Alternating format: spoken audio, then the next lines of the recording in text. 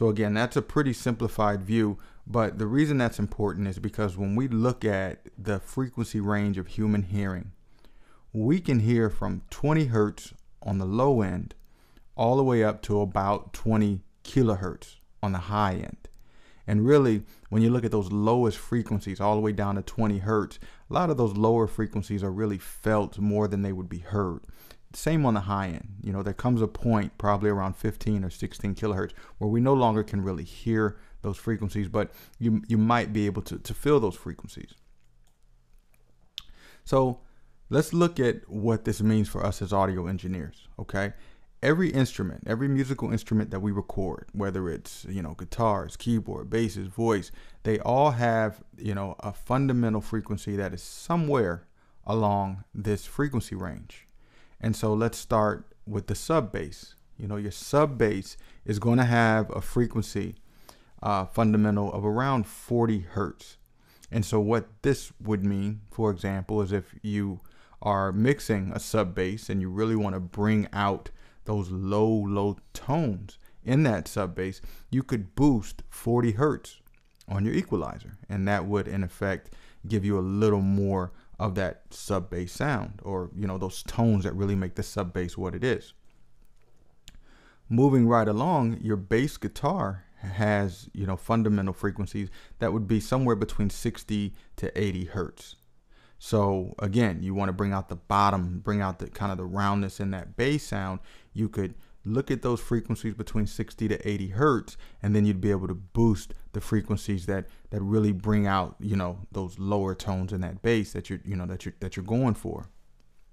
And, you know, we'll talk about, you know, in just a moment, if you have a range of frequencies that you're choosing from when EQing a sound, there's a way that you can use that equalizer and sweep and go through those ranges until your ears tell you, you know, what the appropriate frequency is. And we'll look at that in a moment. Okay, that stands out a lot more, right? Let's keep going.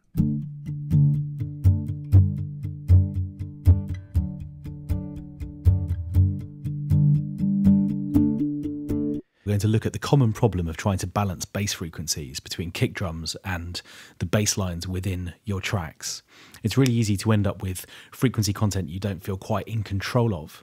And so through the next few steps in the magazine and through this video, we'll be looking at how to sort of take control of the bottom end of mixes.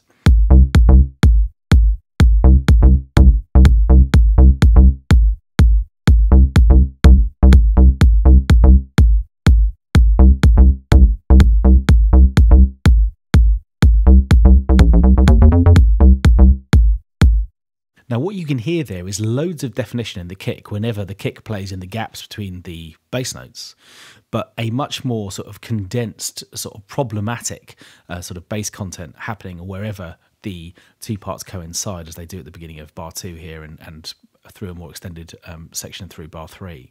So what I want to do effectively is to decide what the frequency content of each of these three elements needs to be.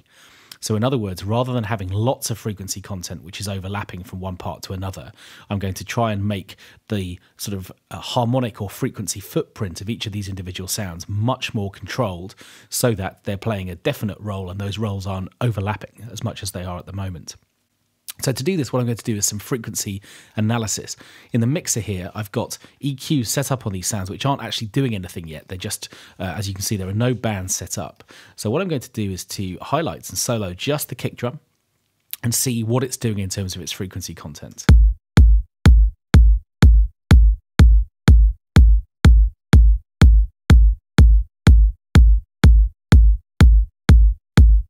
So it's easy to see and to hear that the frequency content is at its loudest. The fundamental frequency is around sort of 60 hertz. There's lots happening underneath that as well. But you can also see that because there's lots of punch in this kick drum, there's plenty of frequency content much higher up. The attack of this sound is all the way over here, and you can see that there are sort of groups of harmonics which are providing attack much higher up the frequency range, which are going to be important too. Let's just see those again.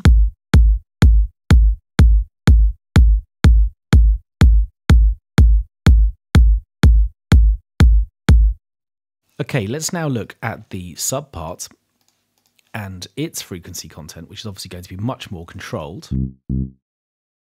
Now,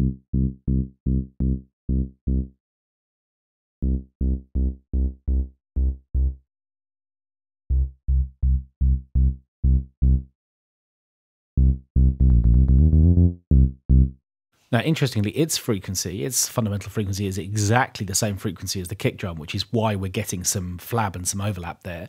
So we'll come back and address that in a moment. Now, in a sound like this, again, our fundamentals around exactly the same zone, but you can see these individual spikes of frequency content showing us the harmonics in this synth sound. So what we've basically got are three separate sounds, all of which are kind of confused and confusing each other around the 60 hertz mark. And the thing to do now, I think, would be to make some choices about exactly what we want to hear happen there. Do all three sounds need to sort of bed into that frequency as hard as they are at the moment? Well, I don't think they do. I think what we need to do is to decide now that our sub bass is going to fill in the gap below 60 hertz, and it's going to do very little above that, whilst our attack bass is going to drop away around 60 hertz and provide more content at different frequencies to ensure that it punches through, with the kick kind of in the middle there, providing the weight below.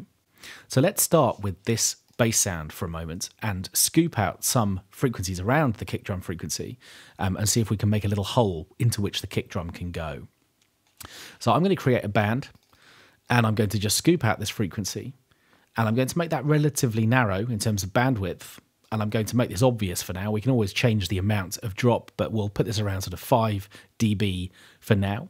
And what I'm also going to do is to create a low shelf below this bell-shaped frequency curve to ensure that frequencies we just don't need in this attack bass are being rolled off as well. Now, by itself, this is going to sound weaker than it did before.